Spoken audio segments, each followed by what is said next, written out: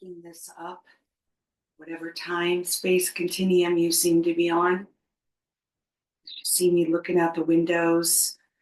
Today we are greeted with Seattle rain, and I have the deer grazing right out front, the squirrels hopping about, and the hummingbirds going nuts at my feeders because there's a little break in the rain, just drizzle right now.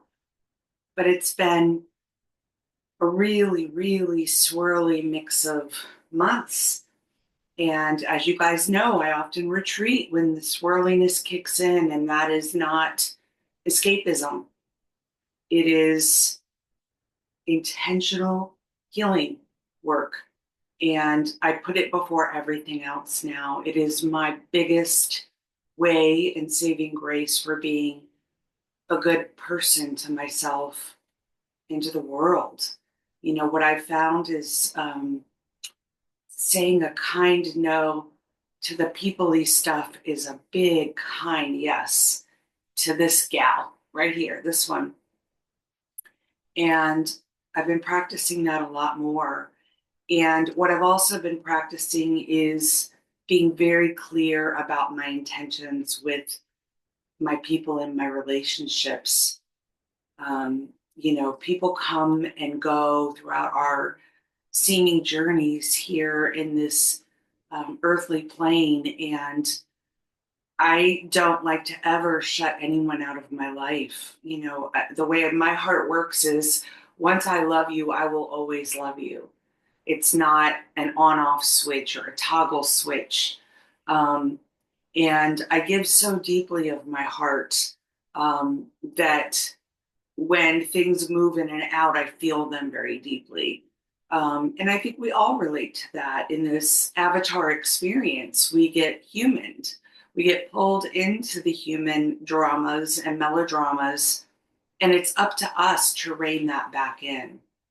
So I want to talk a little bit about that today because there's so much going on politically, energetically. There's just a lot going on in our world right now that can make us feel very confused and very mixed up. And I know this based on my one-on-one sessions with my clients. Everyone's going through it right now, whether it's fear-based, which most of it is, or it's old shadow stuff, which could be triggered by fear-based things. It doesn't really matter what it is. If it's arising, it is my Buddha. It's my biggest teacher in this moment, whatever that looks like. And like I said, I'm not immune to this. Just because I had a profound experience, and many have, life is still lifing, and I'm still a part of that. I just have gotten better at navigating the communication around what the story of Kelly needs in this mix.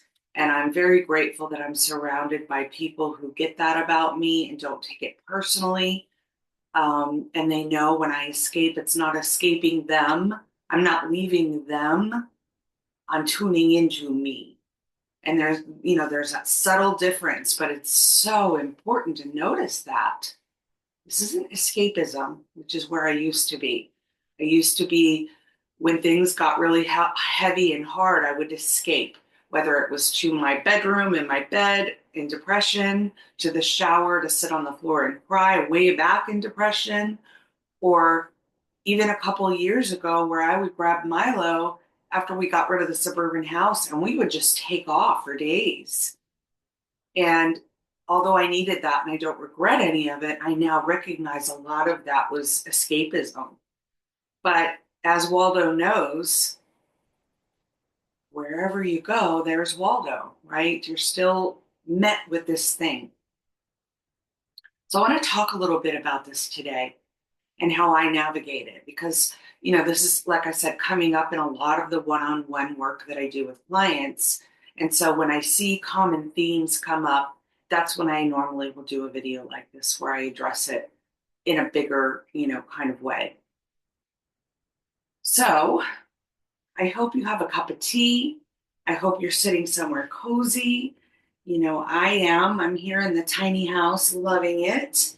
And, this is my sacred space. This is my womb tube, as I like to call it. And if I'm not on a Zoom with a client and I'm not in client meetings for other work that I do, traditionally I'm sitting right here looking out these windows and I am deeply immersed in looking at the witness and what the witness is seeing. Now, I want to really dive in here. I'm going to go deep. So, if you don't have that cup of tea or a cup of coffee or a nice electrolyte drink, pause, go get it, and come back. There's something that wanted you to hear this today, and this video is being made just for you. And I will say this. The only time I found that I suffer anymore is when I believe in separation. And I know you're going to hear this and you go, yeah. I've heard it. I've read the book. I've got the t-shirt, all of that. I'm going to slow it down. I really want to go into this because what I'm finding in my one-on-one sessions clearly points that people say, yes, I get oneness. Yes, I get oneness. But what are they? Why is this? How can I? And I say, you just told me you really, truly have an understanding of what oneness means. Well, I know that, but outside of that, do you not hear the hilarity in even that comment? Outside of oneness. So let's really slow this down and really address the packets of information around this message. Let's go all the way back to the scientific understanding of oneness. Molecules and atoms are moving. They seem to be making up these firm things that we touch, right? Scientists will even say this is made up of molecules and atoms that are vibrating so quickly that our eyes can't perceive it, number one, that our linear brains cannot tune into fully, number two, meaning there's more happening here than our brains can see or tune into the senses, I should say, sight, taste, sound, feeling, sensing. Those five senses that we rely on in this human realm aren't even picking everything up. Scientists have already said that. That's just the five senses, you guys, right? That our linear optical nerve is seeing in a 3D way, meaning I'm looking at the camera right now, so I can't see what's going on behind me. I can't see what's going on further on that side or even below me or above me. There's all this empty space that is unknown.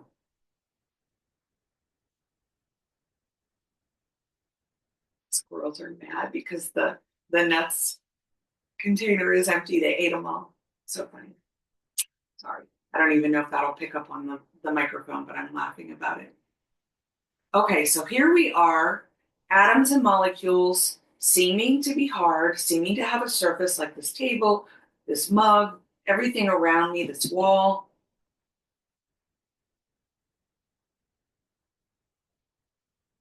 What do you think happens to all those atoms and molecules?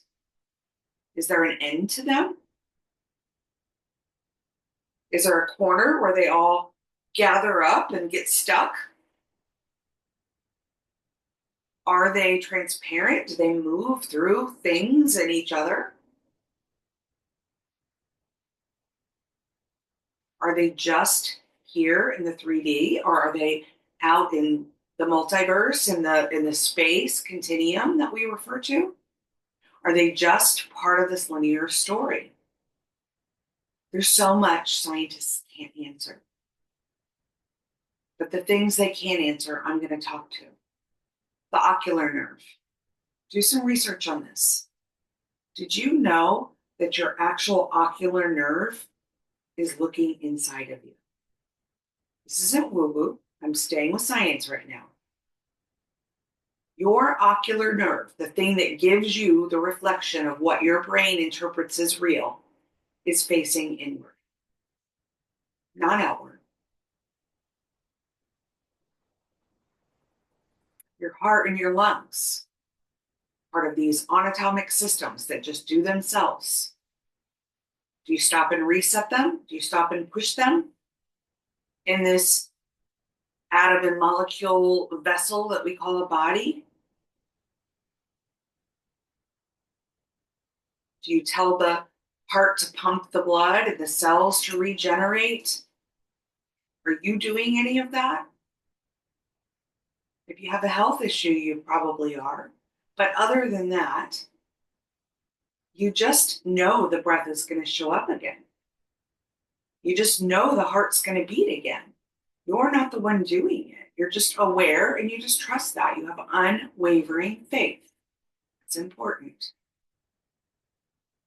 Are you ever sitting here going, I'm drinking this, but I know it's atoms and molecules, so why isn't my liquid falling out? Good pause for a sip.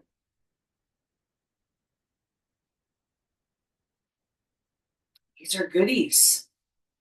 Goodies the witness is calling you to look at. But we're on our phones, right? We're doing these things and we're on our Netflixes and I've gone over to some friends' houses that I can't even be there because they've got Ring cameras on every door. They've got their Apple Watches pinging everything that's happening in their worlds at home and at work. And I go over there, they've got the sports blaring in the background on one TV and the news blaring on another and music behind that. And I walk in and I sit down on the sofa, and as someone whose senses are fully awakened, and then they want to have a conversation on top of this, and my senses just can't take it anymore. So when I say it's too people-y out there, it's too everything out there at times. It's a lot, you guys. Every one of these atoms and molecules and these formations and these scientific things we're pointing to that are giving us just those five senses. We still haven't gone beyond that yet. And we're polluting it. We're polluting it.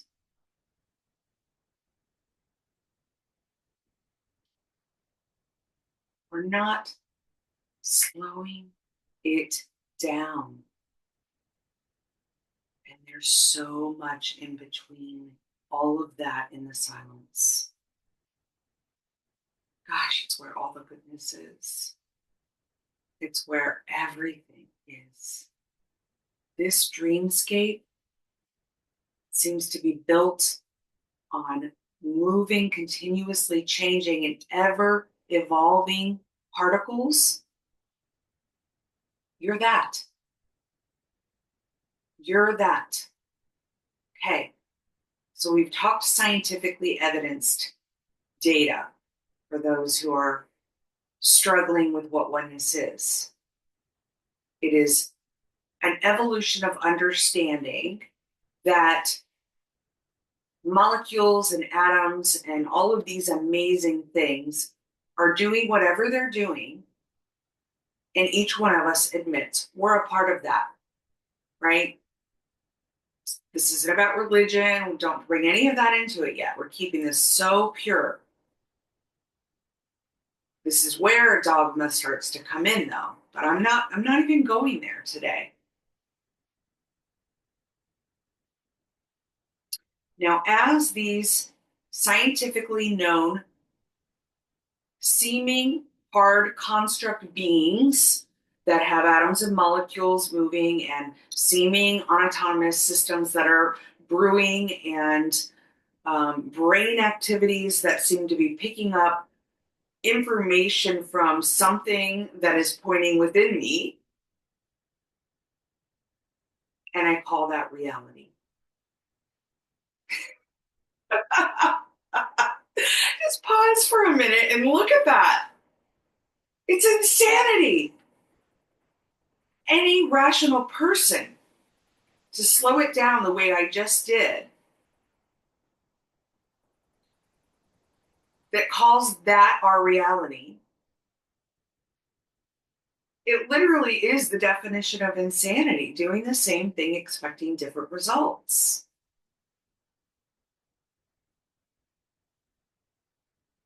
We are not these vessels. We are a combination of all of this, seeming to be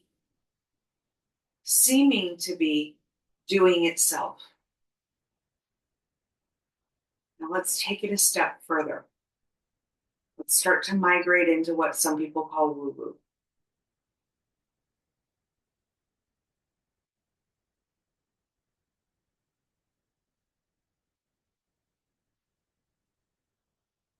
Bear with me, I'm having a download, and I'm also watching a really cute squirrel. I wish I could show you. Hi, Bubba's. Hi. He's just staring at me. Oh, I just want to go give them more nuts, but I'm not going to do it because then they start training me.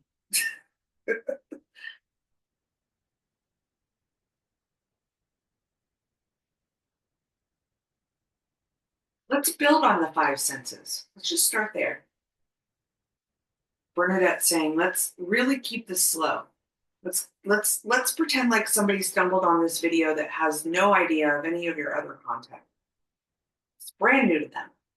Welcome, if that's the case.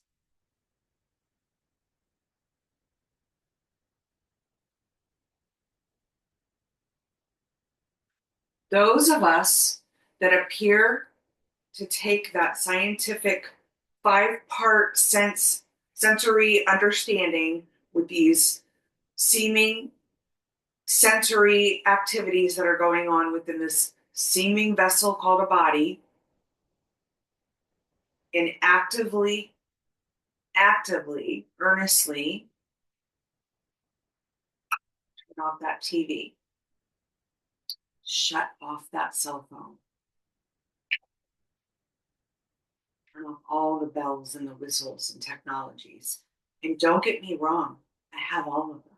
I have the Alexas, I have all of it. I love all of it. I just have it set up in my space where it feels good to the story of Kelly.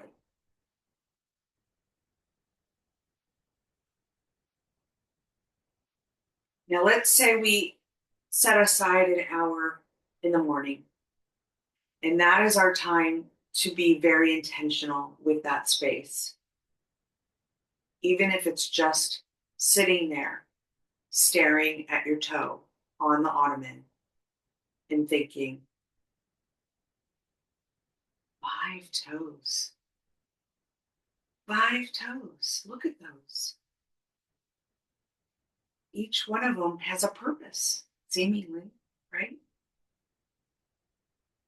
There's all these things that go into that to make that toe work on that foot, which then touches that floor, which then becomes part of that and allows this to get up and move.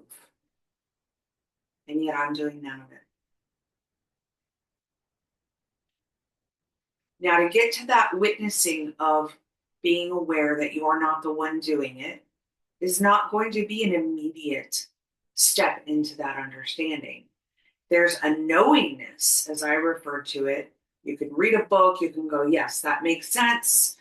My heart says that, that really stacks in an understanding. And so I've accepted that. A good example of that is, the argument out in the world is the earth flat or round, right? These things that we can't really know, but we've come to some level of acceptance in our own world to be able to survive. The folks who believe in a flat earth, they live through life because it feels safe to them to know that they're never going to fall off the side of an earth. Those that believe in a round earth feel comfortable knowing that gravitational pull will never let them fall off of a round earth. Whatever it is, notice each one of those stories requires this thing called a mind to put thoughts together to equate to that story. Look at that. Be with that for a minute. We're going to stay here for a minute. This is so important. That is the mind's job. That is the mind's job as the computer for this avatar, as I refer to it, to have a program that says this will kick off when that does that. I'm not choosing any of those. However, if I'm sitting here and the Netflix is on and the Apple Watch is pinging and the phone is ringing and I'm trying to have a conversation and record a video and watch the birds and all of these things are going on, where is there ever space to really look at that? What is this thing doing? Let's really look at that. This thing that is molecules and atoms moving quickly, feeling firm, feeling like something.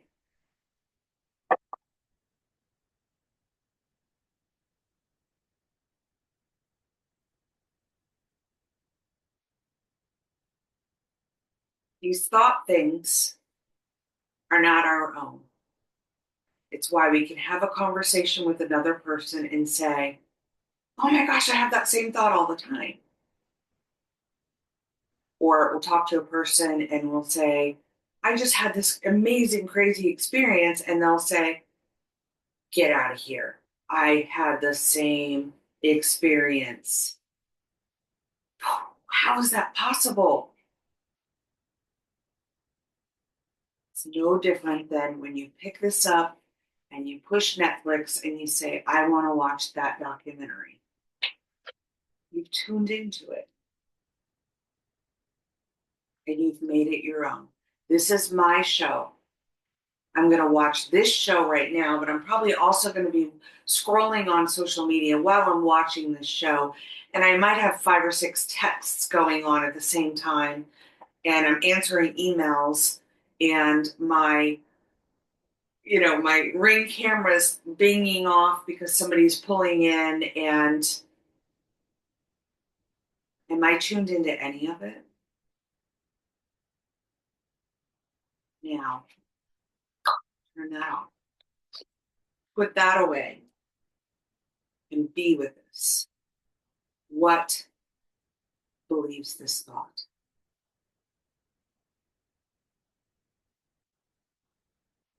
Now, the best way to silence the mind, the quickest way in that, is to just ask the thought, to whom is this thought arising? And it might rock there for a second, and it may even say me. And the rebuttal to that is, and where is this me originating from? I always joke about this. It's like the witness is saying, take me to your leader. Take me to Oz behind the curtain. Try it. The mind settles down and there's stillness there. And at first, it may just be a second or two, and it feels so delicious. I can do it so quickly now.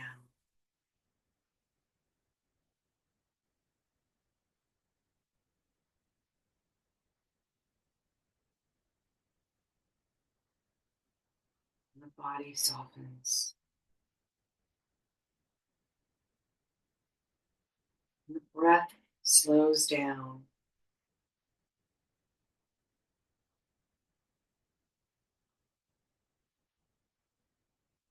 And the one that thinks it needs to know, to understand, to analyze,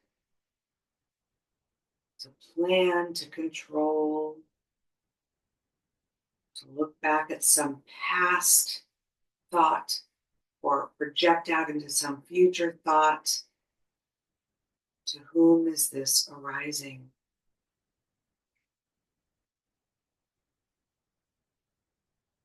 Where does this thought originate? Another gap. Delicious.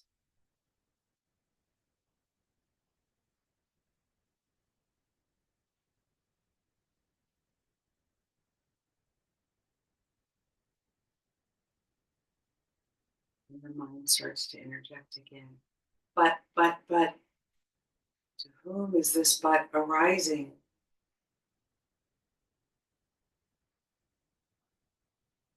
Where do you originate from?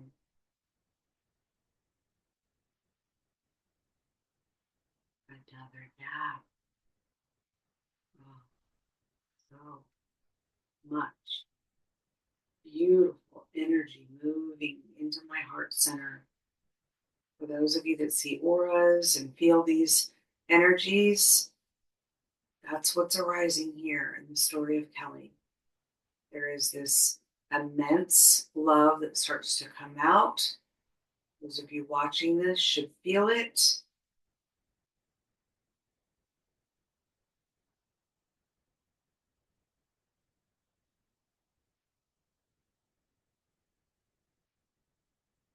I'm just pushing that love out to you that's watching this right now.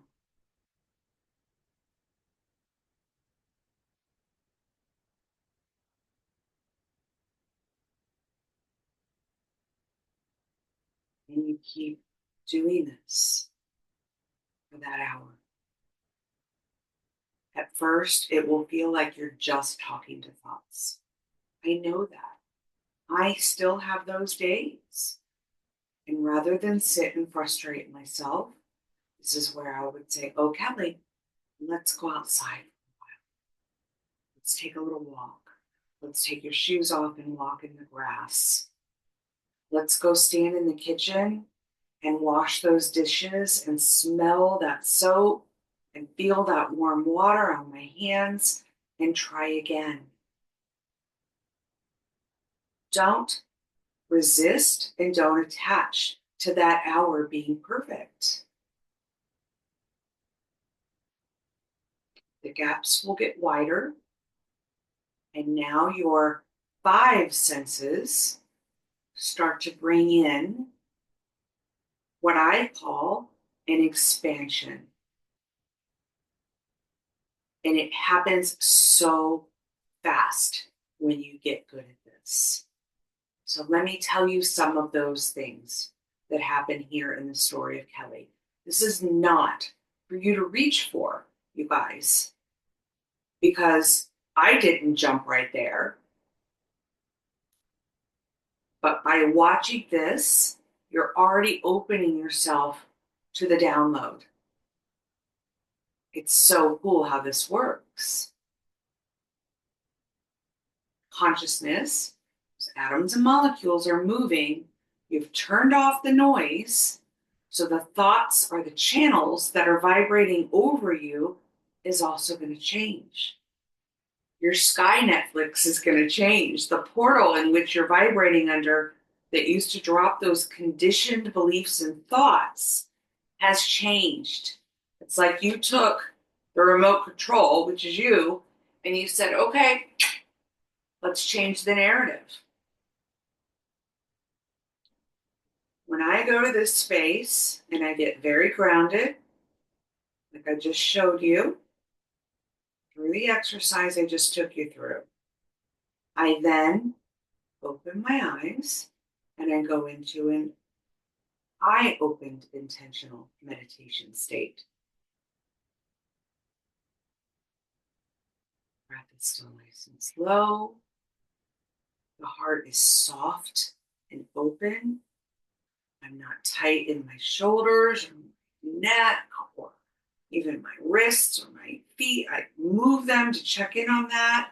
I'll even rotate my hips somatically to see if there's any trapped energies there and let that Kundalini, energy work do itself and those chakras, pulling and pushing and all of that stuff that also is scientifically proven, not woo-woo. I just let it go on into that next layer of autonomous senses that we're each seemingly integrated with. upon this incarnation that we have tuned out with everything that's noisy and a distraction in our lives. Now, with my eyes open, and although I'm looking directly here, the lens for my ocular nerve feels like I'm getting a view that goes all the way back here. I now see out of this side, and I feel all the space like I've expanded. This no longer feels like it's mine. In fact, as I'm doing this right now and I'm touching this, it feels like I'm touching someone else's body. I don't feel connected to it. There's nothing personal about it. There's just a knowingness that this somehow is a part of this. But just by saying that, immediately thoughts started dropping here. So immediately again, I ask, to whom is that thought arising about what I'm doing on this video?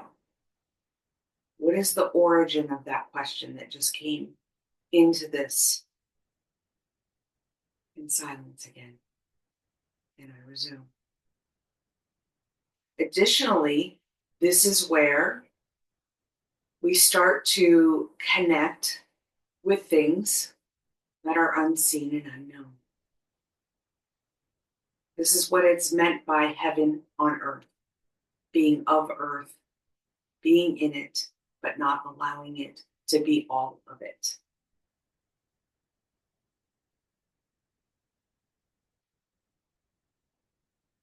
This is incredible work, you guys.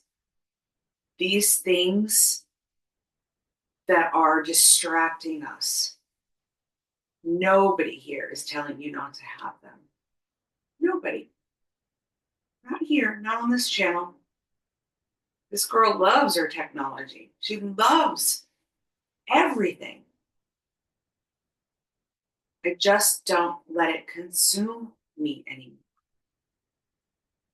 I don't say yes to everything because I should. Scale that back. I don't always have music on or always have some sensory thing going because I have a conversation that's always running with something that's way beyond the thoughts. And until you silence that, you will never hear that still voice within you. You might get fragments of it. You may wake up in the morning and have remembrances of something you've done with it, but you won't fully get it until you actively, intentionally set the space to be with it and keep expanding those gaps. I don't want to go any further. My 3D version of me wants to just keep going, but Bernadette is saying that's enough, Kelly. That's a lot. So let's end this video today with that. But I promise, based on questions that may come on this video, I'll take it the next step and I'll go deeper into what I then would do in my own hour of work and what would kind of possibly show up based on what I'm doing. Again, this isn't to get you to get to that, because your version of your seeming biosphere that your avatar is moving through and seeing is not going to be mine. It's just not.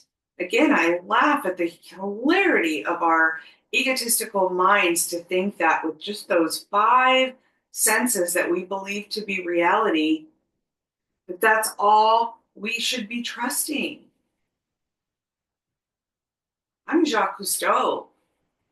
I'm going out to the middle of that ocean and I'm dropping in with no net, no equipment, nothing. And I'm saying, I don't fear death. I don't fear life. I don't fear this moment.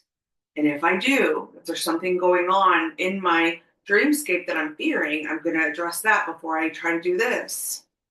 Because fear still arises. That's the biggest indicator that I'm outside in the dreamscape, right? It's a gift. It's what tells me to tune back in. Okay, fear. What is fear?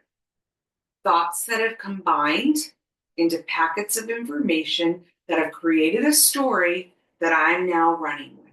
That's my program. And whoop, off I go. And we all do it, myself included, until we don't. To whom as this thought arises, stops it before it sets up camp. It becomes a whole story. But I showed you, using the analogy of the flat earth or the round earth, how quickly that can become a story. Not only could it become a story, now you've got characters in your play to play that story out. Someone to argue about it with, get on a forum. You know, I'm a round earth believer, so I'm going to fight with flat earth believers and, you know, politics and all of these things that are causing so much suffering in that dreamscape. When you really whittle it down, as I'm sitting here right now, being as real as I can be, do I add any value to the world by watching the news and getting angry about politics, about what's going on, about this seeming thing? No. Am I putting my head in the sand and being an ostrich and acting like, oh, if I don't hear it and I don't see it, it's not happening? No, not at all. In fact, it's quite the opposite. My relationships are more intimate now because when I'm sitting with you, I am so present. My understandings of worldly events is so much more well-rounded now because I'm not taking strong stances, knowing that if I'm taking a strong stance, I am no longer in my grounded center and I accomplish nothing and I aid no one in that. For Kelly specifically, volunteer work, going out into the grassroots of our world, into the places where things seem broken is a very private matter, as are very personal relationships. I've become far more respectful of those, recognizing that each have a purpose that is only unique to me. If I'm sharing everything, oh, look at me out doing volunteer work. Am I really present with that moment? And I've done that, you guys. So I'm not pointing fingers. You will only find accountability here and vulnerability and rawness. I've made every one of these mistakes, but I don't see them as mistakes. I see them as evolutions in this process of unraveling. To know this, I had to know that. It was a stepping stone to here. And one of the stepping stones was recognizing that the five senses just simply is not enough in the story of Kelly. Something within me knew that. It just gnawed at me enough to turn the distractions off and do this. So for about 3 years now, I have been immersed in this. And for the last year, since I lost my Milo, he was really my dog. A year ago in March, I lost him. He was what I would call that last human element that was literally tethering me to my stories.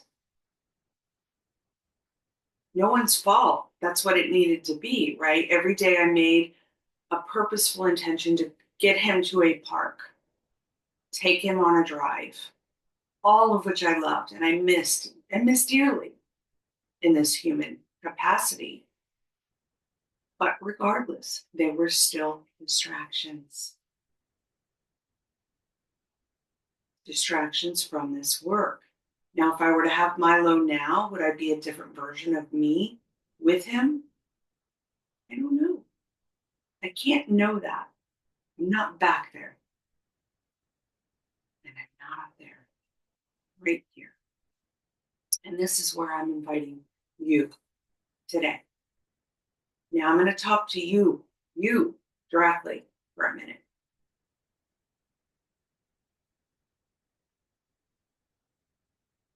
You are far grander than you will ever know. This is not just a generic spiritual thing to say. It makes me teary. It gives me goosebumps. You are so grand. You are so boundless in what you're capable of. And these limiting beliefs and concepts and stories that are creating are not yours. They're not yours. Don't demean them when they arise. This morning, a fear-based thing tried to come here. There's something I've been working through in my life that's been popping up for the last week or two. And one of my dear Vibe Tribe friends came over for a cup of tea the other morning, and we call each other out on our bullshit. And oh, can I say that on YouTube? I just did. We call each other out on our BS, and track of the time here for a second because I have a client. We call each other out on our BS, and she did. She asked me about it and asked me what that was about. And this morning it came up again, and immediately I was able to just meet it with a very different, direct pointing. And I said, okay, fear. Okay, storyline. You're welcome here today. Versus go away, I don't want to think about you, or you're not true. Saying something isn't true does not make it so. Okay? It's like being the little kid who is in their bed thinking there's a monster underneath it, is just laying there with their hands over their eyes and their ears rocking and saying, it's not there, it's not there, it's not there, it's not there. But everything within them, they're shaking, everything within them is saying, it's true, it's true, it's true. You're just reinforcing that through the resistance, right? What about just saying, come have a cup of tea with us? You're welcome here. You're such a powerful energy that's been with me from day one, apparently. But I would love to invite you into the light, because that energy that you contain, those vibrational particles that you're taking up in my space, are valuable to me, and I love them. Come back here. And guess what? Into the heart it goes. Into the heart it goes, where it's instantly transmuted. That open door which no man can shut is always open for us, for you. And we're each here to walk each other home. So if someone in your world seems to be struggling, or you are struggling, the biggest gift you can give to that moment is to invite that into the light. You don't need to know why. You're not doing anything with it. I and my Father are one, but my Father is greater than I. I'm surrendering it. I'm saying, okay, John Doe, you've told me you have a situation that you're really struggling with, and you don't feel capable of cleansing that. So allow me, because I don't have a dog in this fight,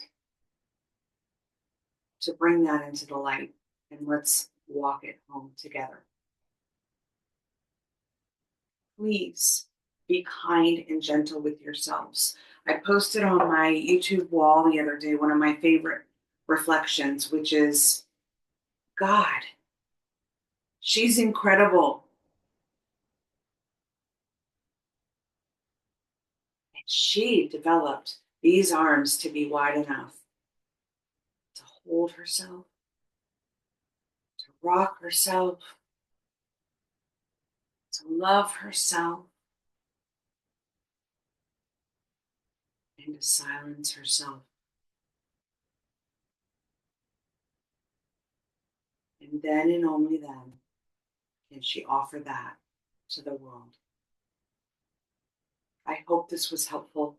I really wanted to take some time on this. And Bernadette really was vocal throughout this whole recording about keep it simple. So I hope that I did. So much love. Until next time. Please like and subscribe. Share this to those that you think it may make sense to do so. And again, this isn't about getting likes and subscriptions. That's not what this is for me. But each one of us seems to have others in our experience that are struggling so much right now. Why wouldn't you say, hey, grab a tea and watch this? It may click something in your world that helps you. Or, hey, I thought you would find this content interesting. I thought I would share it today. Much, much, much love to you wherever you're watching this. Okay, you guys? I see you, and I love you. Until next time.